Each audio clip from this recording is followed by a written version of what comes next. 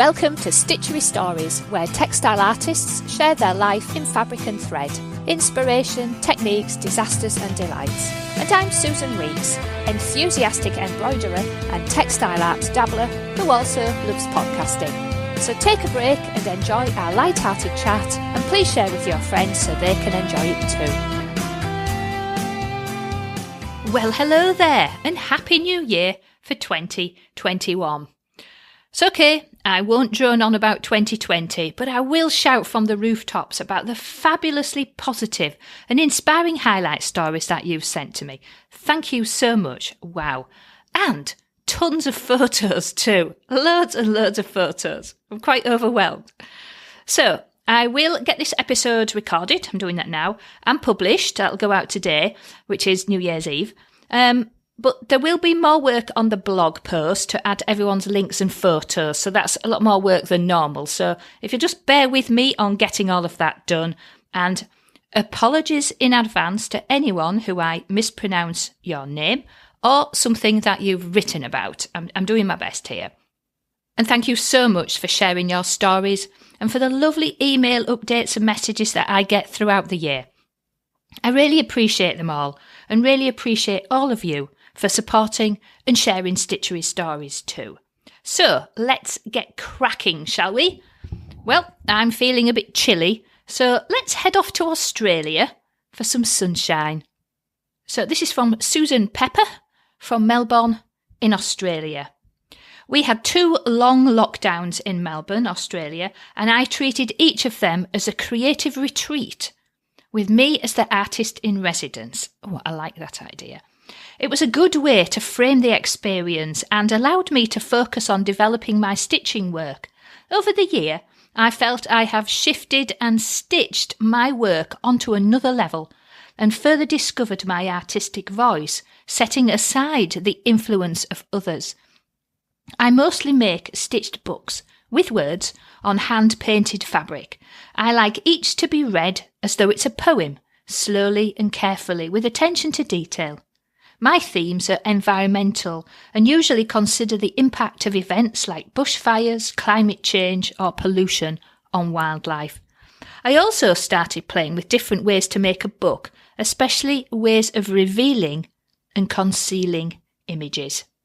And I created an Instagram account, Susan Pepper Artist Books, so I could share some of my work and get images of it out of my studio and into the world.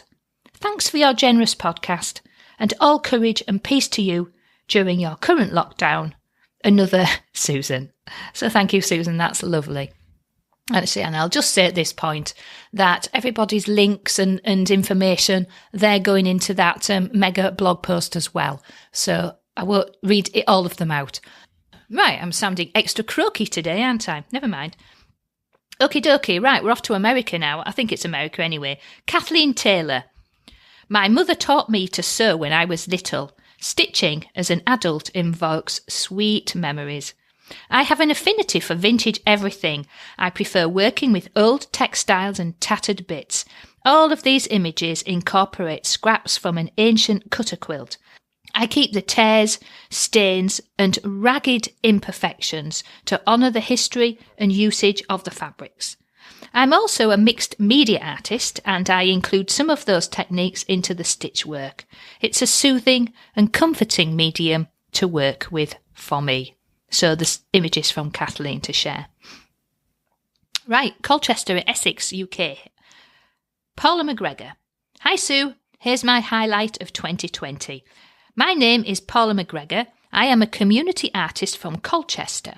My passion is running projects to inspire people to get creative. Following the success of my Dangerous Pockets project in 2019 and subsequent ongoing touring installation, this year I launched a new project which I dedicated to my dear friend Ellen. In the last few days of her life, I promised Ellen I would keep her vision going to encourage people to gather together, to stitch quietly and stitch slowly. And so Slow Stitched Books, Ellen's legacy, was born. You can find our group on Facebook under that name, and we've just reached 2,000 members. Crikey. I started the group in February, which, as it turned out, was perfect timing. People from all over the world are now sitting together, gently stitching those gorgeous little fabric books. There are several tutorials with step-by-step instructions to get you started, but be warned, making these little books can become rather addictive. And there's a lot of links there from Paula and details about her group, Slow Stitch Books Ellen's Legacy. Oh, that sounds lovely, doesn't it? Here's one from Muriel Markland. Hi, Sue. My highlight is creating simple Christmas-themed decorations and tags. It was a good excuse to try all the stitches that we never use on our sewing machines. Oh, we're all guilty of that, aren't we? I saw a Christmas card with baubles decorated in patterned stripes. I immediately thought of machine stitches. I stitched lots of different stitches in straight lines in red on golden beige felt and did the same with metallic threads. I then cut out circles to make decorative baubles. 2 can be stitched together, with or without stuffing, to hang on the tree, or 1 or more could be stuck onto cards to make a Christmas card or gift tag. What a lovely idea. I also stitched wavy lines of different patterns onto green felt. When tree shapes are cut out from this, they look like ready decorated trees. Again, they can be used to make decorations, Christmas cards or gift tags. Happy Christmas, Muriel. P.S. I should have said that I love Stitchery Stories. I first started listening when you interviewed Kaz Holmes and Ann Kelly. Well, crikey, that was in 2017. That's a long time ago, Muriel. Thank you. I now try to listen to one every night, my bedtime story, and I sometimes have to listen more than once if I fall asleep. Fabulous. Thank you, Muriel. Back over to Australia now. Claire Edwards from Queensland in Australia. Hi, Sue. My highlights were, and then she's put in brackets, sorry for sharing so many highlights. Well, I'm really pleased that you have. I'm really glad that you've got lots to share with us. So, here's the first one. This might be the first thing I say wrong. Participating in the Kajal embroidery project by embroidering a 100-year-old drawing of a neuron to commemorate the 100th anniversary of the founding of the neuroscientist Kajal Institute in Spain. And this is now published in The Lancet, and there's a Facebook group for that. Participating in the Queensland Quarantine Quilt Project by submitting a square of embroidery. The photos are from when it was displayed in the local ABC TV studio in Brisbane as they initiated the project. Mine is the one just above the dog. Continuing to enjoy a small community of stitchers I started in November 2019, which has thrived despite being closed down mid-year due to COVID. It's called In Stitches, Slow Stitch Therapy, and a lot of my friends are involved. Just a monthly get-together to stitch and drink tea with no pressure. Sounds lovely. I also made a queen-sized improv quilt using some hand-dyed fabric and other reclaimed fabric remnants. I only bought the cotton wadding. Well done. All hand-stitched. Not quite finished quilting in the photo.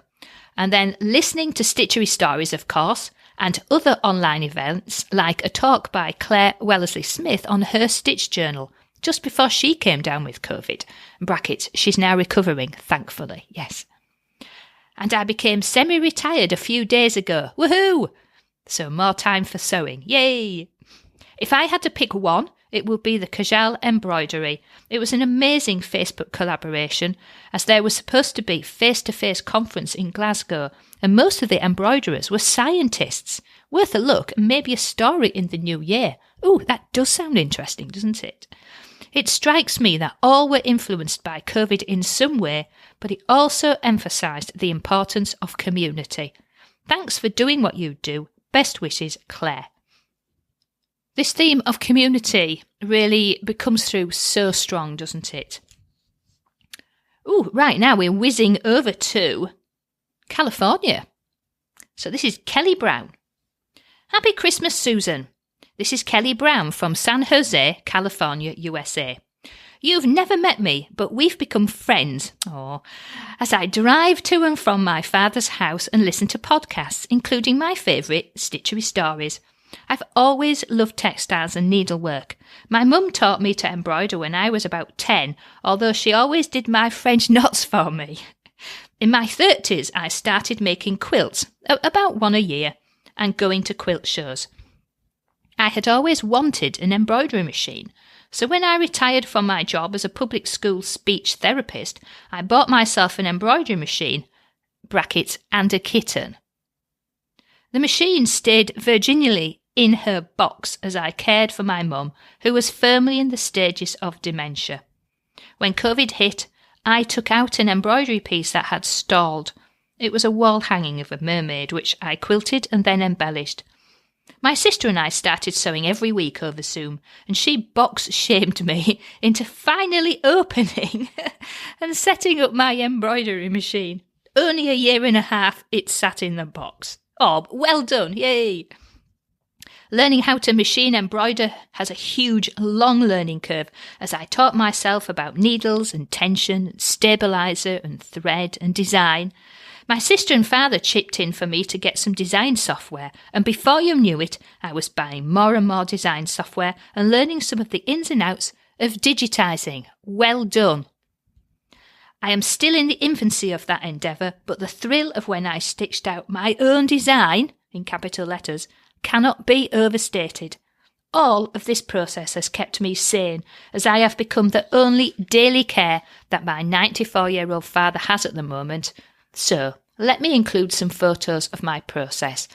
And then Kelly has included pictures of, with her machine, the mermaid, some embroidery she's worked on, a quilt that she's working with her sister.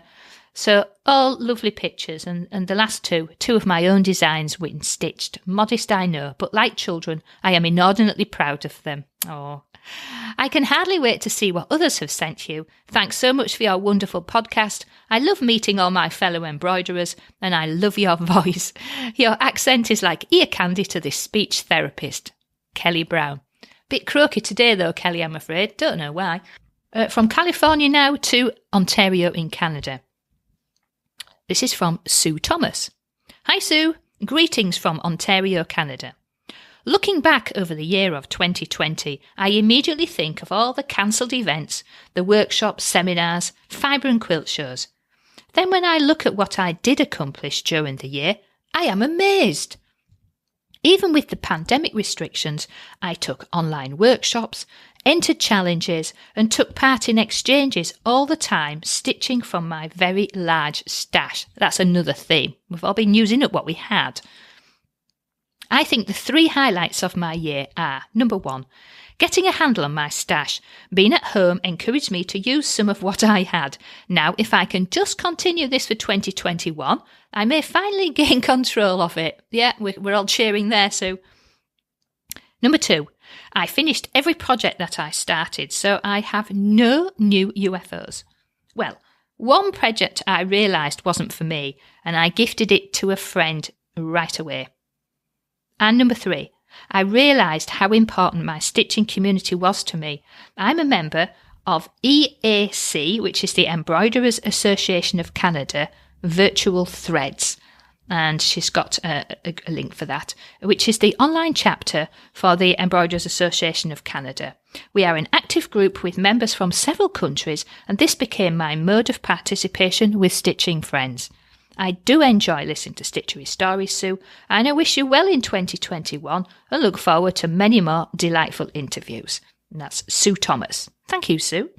And I think your highlights there really do sum up a lot of what we've all thought about 2020 in terms of our creative endeavours. Now then, we're back over in the UK, actually from York, where I was born. So we've got Katie Lewis from York, which is North Yorkshire in the UK. Hi, Sue. Merry Christmas. My stitching highlight of 2020 is completing my menopause coverlet. Well done. I've never created a quilt before, and this was a real challenge. I am a distance learning textile student currently producing work to promote discussion on the menopause.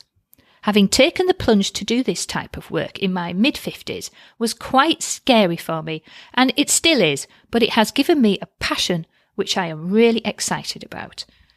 Do you know what, Katie? There are lots and lots and lots of us who've all decided to do different things in our mid-50s. I really do think it's a powerful era for us all now. Anyway, I'll shut up and carry on with your nice letter. I don't have the best technique for embroidery, but I am learning, and the more I do, the more experimental I get. Yay! I live in York and have a full-time job and started my textile degree many moons ago, but I'm on my last few assignments now. I must thank you for doing the podcast, as it has really helped me understand other artists and practitioners, and I learn a lot from them and yourself. I really look forward to the next episodes. And again, there's pictures from Katie as well. Many thanks, Katie Lewis. Thank you, Katie. Right, now we have quite a long story here, and this is we're now heading back over the Atlantic to rural New York State, USA. And it's Tisha Dalton. Dear Sue, first off, I just discovered your podcast this year, and I am so excited to learn about other embroidery artists in such a positive, fun and informative way. Kudos to you on your delightful podcast. Oh, thanks, Tisha. That's lovely. My Stitchery story for 2020 is as follows. I received a grant from my local arts council here in rural New York in the US to research, design and embroider portraits of 40 New York State suffragists. They would then be made into tea cozies to put on display with short biographies of each woman in a gallery at my regional library. Unlike many of the other local grant recipients, I was able to complete my project on time and curate the exhibition. However, our library is only able to operate on a limited basis due to New York State restrictions because of the dreaded COVID-19. That forced me to also create an online exhibition, which you can view by clicking the link at the end of this email. So I've put that in, obviously, the episode notes. By clicking on any of the portrait tea cozies, people can read the brief biographies I wrote for each suffragist. I have included below what I wrote for the exhibition panels to better explain my project. Sincerely, Tisha Dalton. And then we've got quite a lot of information in it. It's all absolutely fascinating. So I am going to carry on and read the information that Tisha has so carefully put together.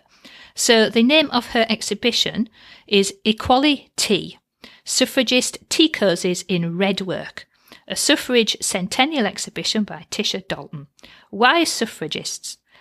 And I'm probably saying that wrong, I do apologise. As a historian, I began studying the women's suffrage movement and the songs of that movement over 20 years ago. Over the last few years, my research led me to the many local women who were active in this cause of Votes for Women. 2020 marks the centennial anniversary of the ratification of the 19th Amendment, granting women the right to vote. What better year to celebrate these mostly unsung heroines? As an artist, I was inspired to put faces to the names I uncovered in meeting notices and articles in local newspapers by creating embroidered portraits of 40 suffragists from New York State. At the last minute, I was given reference images of 2 Glens Falls women and added them to the exhibit, bringing the total to 42 suffragists. Why tea cozies? Because the suffrage and abolition movements were confronting long-held societal views, like which people are citizens and have the right to vote in our government. There was backlash and opposition. One of the many arguments against women voting was the ideal that women's place was in the domestic or private sphere, while the public sphere belonged to men. Just look at a popular suffrage song of the day, and this is called Keep Women in Her Sphere, 1882. I have a neighbour, one of those not very hard to find, who know it all without debate and never change their mind. I asked him what of women's rights. He said in tones severe, my mind on that is all made up, keep woman in her sphere. Oh, crikey, it's really enough to make your blood boil, isn't it? Works of art such as The Dinner Party by Judy Chicago and Famous Women Dinner Set by Vanessa Bell and Duncan Grant have used this ideal of the domestic sphere to create provocative art to rewrite women back into history by using the domestic art of hand embroidery to feature unknown and a few well-known suffragists on a cover used to keep tea inside teapots warm. I am following in the footsteps of those artists before me. The suffrage movement also had strong ties to tea. The planning of the 1848 Seneca Falls Women's Rights Convention began over tea. The women used the Boston Tea Party as a model, using no taxation without representation as a rallying cry. The Women's Suffrage Party of California even sold equality tea as a fundraiser, charging 75 cents for 1 pound of tea. Why red work? According to Deborah Harding in her book Red and White, American Redwork Quilts, during the last quarter of the 19th century, decorative surface embroidery on practical household linens came into vogue in America. Influenced by exhibitions at the 1876 Centennial in Philadelphia, this form of needlework replaced stitchery on canvas. The term art needlework was used to describe this trend and to distinguish it from plain sewing. Redwork was one of the most popular forms of art needlework because it only required 3 beginner stitches, stem stitch, lazy daisy and French knot, and 1 colour of thread, red. Redwork patterns were readily available from all the fashionable ladies' magazines via subscription and came in a wide variety, including farm animals, plants and flowers, buildings, letters and portraits of famous people. And then Tisha's included the links to the online exhibition, blog posts, and you will find her on Instagram, Twitter and Facebook under the name of April Songstress. Thank you very much, Tisha, and for educating us all in a bit of American suffrage history. Thank you. Back over to the UK again, and we have Jane Cook from Essex in the UK. And Jane's often sent me a few little updates. So, hi Sue, I've just reread the email I sent you last year. What a difference a year makes. I know I sent you a little update before, but I wanted to say again that I was able to start my Stitch to Enrich group in September and that we managed to meet 4 times, each time under different restrictions. It's like a moving target, isn't it? At a local pub in Hatfield, Peveril in Essex, where they are very welcoming. Since being locked down again, I have kept in touch with people and we are looking forward to being able to start again next year. I've also been asked to set up a group in another local town, which is quite exciting. Brilliant, well done, Jane. I had an email recently from someone who had caught up on the Stitchery Stories Global Listener Highlights from 2019 and had heard the item about Stitch to Enrich, the group I wanted to set up. Would you believe it? She lives about 15 miles away. We had a super long telephone chat and are looking forward to meeting up once we are allowed. Oh, that's brilliant. The other Stitch highlights for me this year have been 2 different online tutorials I enjoyed at the beginning of the first lockdown. One was a series of lessons in bead embroidery organised by the bead supplier Stitch and Craft. The other was the textileartist.org Community Stitch Challenge. They both offered free video tutorials and an online closed group to share pictures of your creations and exchange ideas. Oh my goodness, these were lifesavers for me and for many others. Fantastic support from other participants and an ever-changing online exhibition of creative textiles as folk from all over the world posted their results. When the Community Stitch Challenge ended, textileartist.org offered a subscription stitch club, which I have also absolutely loved. Another treat for me was being able to attend, on a remote basis, an online day class on architecture in Stitch with Wendy Dolan, courtesy of the Romford branch of the Embroiderers Guild. How wonderful to be able to run upstairs for additional materials and not have to lift a sewing machine into and out of the car and travel home. You just get to carry on when the class ends. Yeah, there's lots of bonuses, isn't there? All in all, this has probably been my most creative year since I finished my City and Guilds in 1984. Giving myself permission to spend long periods stitching has been a change for me. and the online video tutorial style has suited me perfectly. I am glad to be given a starting point, but then I love finding my own variations and sharing ideas with other members of the group as we learn together, although we are apart. It has been and continues to be marvellous. Keep up the good work, and I look forward to having you and your guests visit me during next year. Best wishes, Jane. Still in the UK here, we've got Chris Fraser. Hi Sue, my 2020 highlight was seeing my embroidered quilt square included in the Heroes Embroidered Patchwork Quilt book that's published just before Christmas. The project was a remarkable community project started by Jill Kipnis from inspirationalembroidery.co.uk and Sue Aaron during Lockdown 1 and completed a week before Christmas. The Heroes Embroidered Patchwork Quilt created a historical piece that records people's feelings during the COVID crisis through stitch, and people were asked to embroider a 20 centimetre square with something that showed their hero during lockdown. And their hero could be a person, an object, or a situation.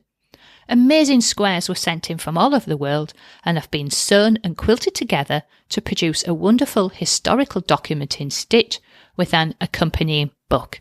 And of course, I've got the links in there. So that's great news, Chris. Well done. And best wishes from Chris. Right, Ireland now. And Karina Ryan. Hi, Susan. Happy Christmas. Thanks for this push to reflect on this year. Oh, it's a pleasure. I never thought that I'd be making stitched portraits of nurses and healthcare workers from March. I had planned workshops for the entire year for adults and children in felting, weaving and embroidery, but all were postponed. My highlights have been further developing my own style for a portrait and practicing my hand stitching, lettering in particular. I was planning on giving myself time to experiment with new media in 2020, but when I started making portraits, I couldn't stop. I have up to 60 images to get through. Oh, crikey, Karina, that's going to keep you busy. I was getting down listening to the news about COVID-19 since February. Yeah, I think we all are.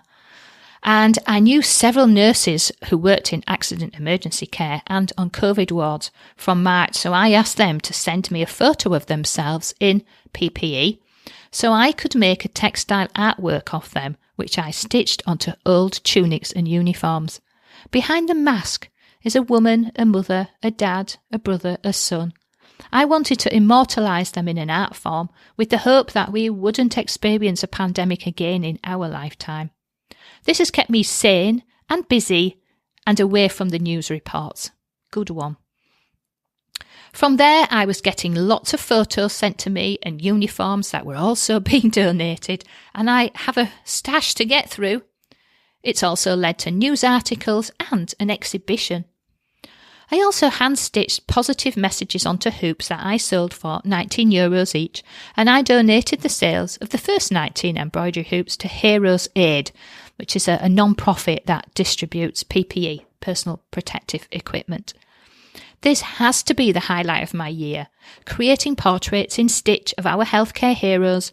The feedback from them and their families has been overwhelming. And I'm not surprised. The portraits gave them a voice in some form.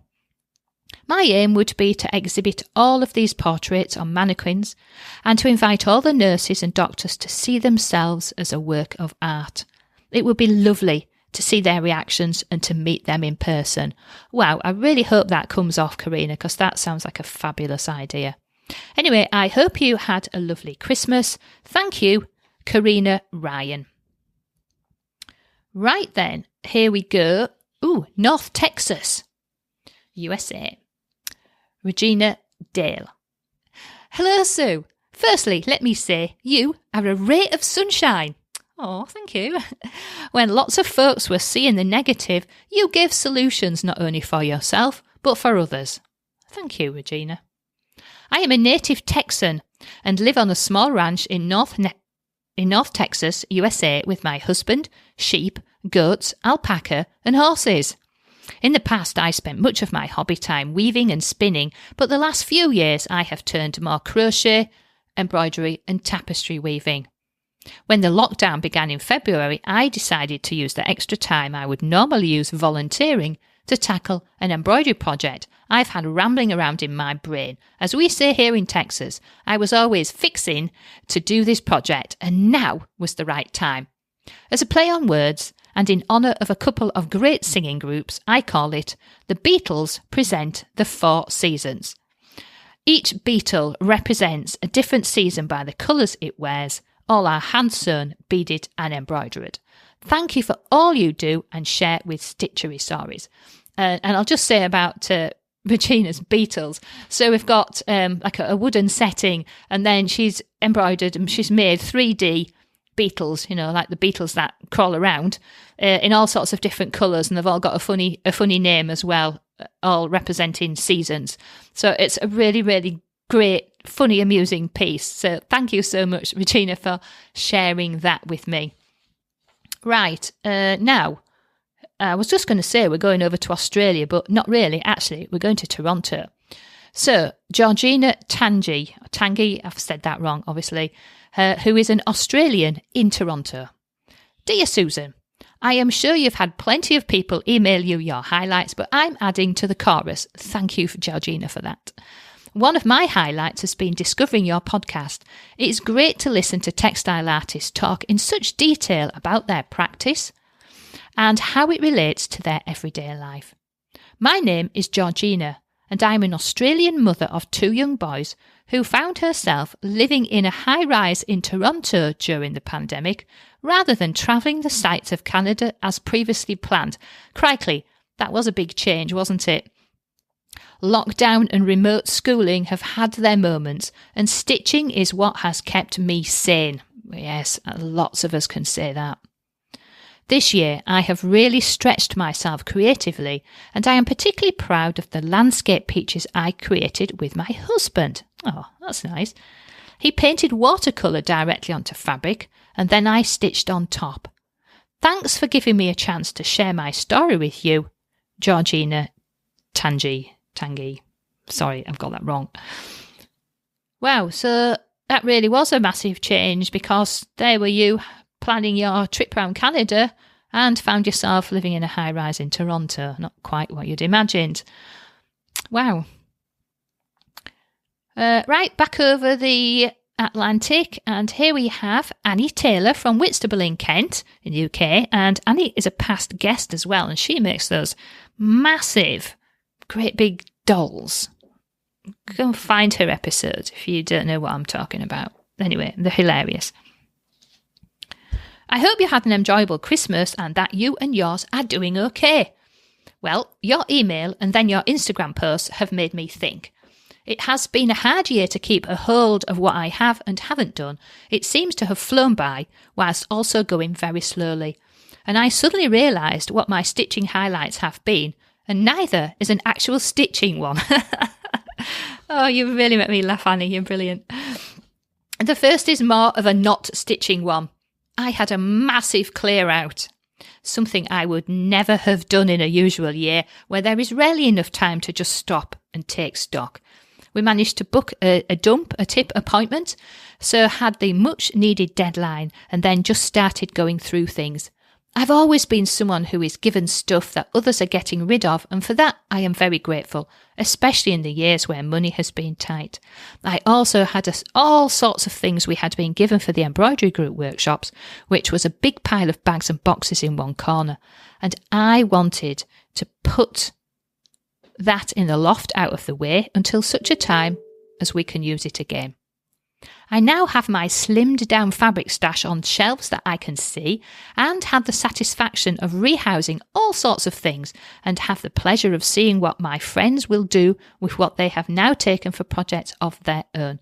Another delight of the big clear out was the excuse to walk around delivering small parcels of fabric or whatever to friends and having a distance chat on the doorstep. Lovely! I'm loving my tidy studio, and much to everyone's amazement, have so far kept it tidy. Ooh, well done. Hopefully I have finally turned over a new leaf.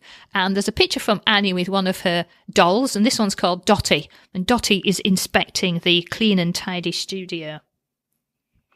The other stitching highlight was also not exactly stitching in itself.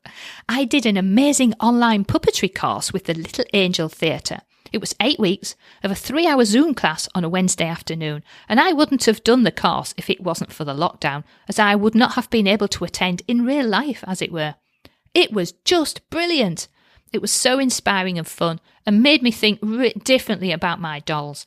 I signed up because I had always wanted a little movement in my dolls, and I immediately learnt on the course I was going about things the wrong way entirely. I learnt so much, and the way the course was run and how we interacted with each other was a wonderful shake-up and took me totally out of my comfort zone. Afterwards, I created a completely new pattern for my dolls with posable joints. I haven't yet made a life-size one, but we all know that will only be a matter of time. ... Thanks for getting me to think about this, Sue. Wishing you all the best for the new year, Annie. Right, we're zigzagging back and forth over the Atlantic. So here we've got one from Karen Ponishill. I've probably said that wrong. So Karen Ponishill from Charlotte, North Carolina, USA. Hi, Sue. This was the year I finally finished My Sunshine. It's a quilt. There's a picture of that. This piece is quite whimsical, not typical for me, and has been on and off my design wall for several years. I always knew it needed more, but was never sure what. This was the year I added the birds, the free motion quilting, and the hand stitching. I hope it brings some sunshine and a smile to others who see it. And it is lovely, actually. There's these lovely birds sitting on the rays of sunshine. It's really nice and joyful and colourful. Thank you, Karen, for sharing that with us. And, we're staying in the USA, but the other side, we're off to Colorado, and Annie Crane, who is a previous guest as well. Hello, Sue. Well, of course, a huge highlight for me was being on your podcast. I hope I'm not too late with my 2020 highlights. No, you squeezed yourself in there, Annie. One 2020 highlight was coming to the realisation that simply creating is what I love most, and I honestly don't really like the selling part unless it's face-to-face. I can hear lots of you nodding your heads at that one as well, actually. So thank you for being brave and saying that, Annie. In 2020, I have been able to gift journals, which has been my highlight. One story was an elderly woman in her 80s who my brother was doing some work for. He told me what a wonderful bright soul she was, even though her life had been very difficult. He said she always had a smile on her face and a story to tell. He told me she had no family to pass her stories on to, so I gifted her a journal to write her stories down. My hope is that someone, perhaps even me, will pass her stories on. Happy New Year to you, dear Sue, from Annie, who goes by the name of Coffee Fish. Now, I think that's lovely. Now, Annie does make some beautiful journals, and so that's really, really lovely to be able to gift one of those to somebody to write some of their own stories down as a way of saving them. That's just lovely. Thank you, Annie. Right, and then we've got Mary Ann Tupe. And Mary Ann lives in Hampshire in the UK, and she's a past guest. And although she actually lives in Hampshire, really, she lives in Concordia's world. Her make-believe, but actually very real, place. Hi, Sue. 2020 has been such a huge year for me in so many ways. So much has happened, but I have one creation in particular that continues to make me smile. And this one here has an opportunity for me to completely get something wrong. But anyway, I'll carry on regardless. Dear 2020, thank you for teaching me the true meaning of gratitude. Thank you for showing me just how important my creativity is to my mental health. For pushing me to accept the role of chair of my sewing group before the crisis hit, allowing me to put my leadership skills to good use. For furlough, which has given me time to pursue my creative ambitions, which in turn has led to my first sales. For the wonderful support of my husband, family, friends and social media contacts and followers. And most of all, to our amazing NHS, the National Health Service, without which members of my family and friends may not have survived this year. Although I have created many dragons this year, pushing myself creatively more than I thought was possible, I also rebuilt my website and began selling for the first time, all huge stuff, but it is one little creation in particular that I am most proud of. My gratitude to the NHS led to the creation of one very special little dragon sculpture.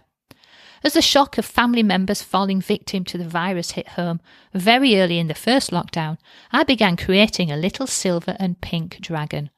I had been working blind, following my inner creative instincts rather than trying to create anything in particular. That was unusual for me to be so far advanced with one of my creations without them making themselves known to me. With all the external noise, the constant news updates and daily challenges to normal life that had been going on, perhaps I'd just not been paying enough attention. So when my little dragon began talking quietly to me one morning, I was delighted and perhaps a little surprised to discover that the personality of the decidedly soft pink and silver dragon bore more than a passing resemblance to an NHS nurse. Her outer appearance belied an inner core of steel. It became evident that she is made of strong stuff and is one of life's survivors. I barely even began to wonder what her name might be when she told me. It was obvious, really. Ann Tupe. And I've gone round in a circle with how I'm going to say this, but that's what I've decided. Ann Tupe. Anncites. It's the Latin word meaning diamond. An Tupe is like that very hardest, most beautiful and precious of substances, the diamond. She remains calm in the most demanding of circumstances, bringing with her a remedy for sadness and relief for troubled minds. She is never battle-weary. She is never one to shy away from what needs to be done. She is small, but totally fearless. She is formidable. Her determination knows no bounds.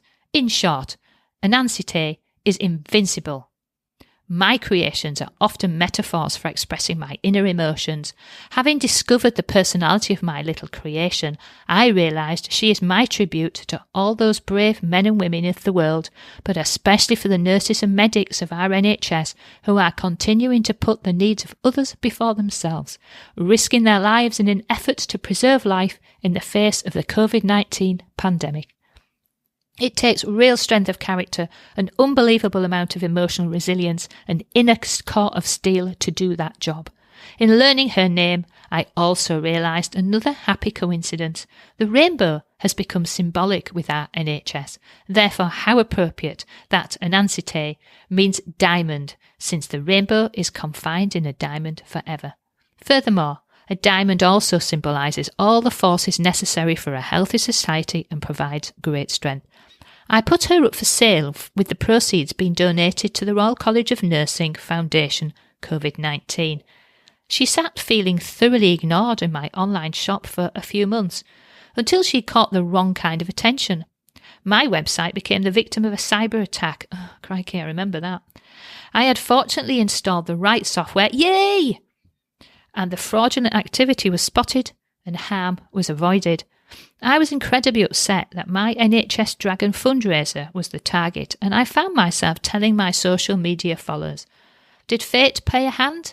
I've no idea, but within 24 hours, an Tupe was receiving genuine interest and was sold. The email of gratitude I received from the charity continues to make me smile. Best wishes and a happy new year, Mary Ann. Wow, what a fabulous story that is, Mary Ann. I love your stories. Still in the UK, here we have Vicky Bilton. Thank you, Vicky. Vicky made a banner during the first lockdown, and she included all of those things that we did, and the phrases, the new phrases that became the norm, were all depicted in thread.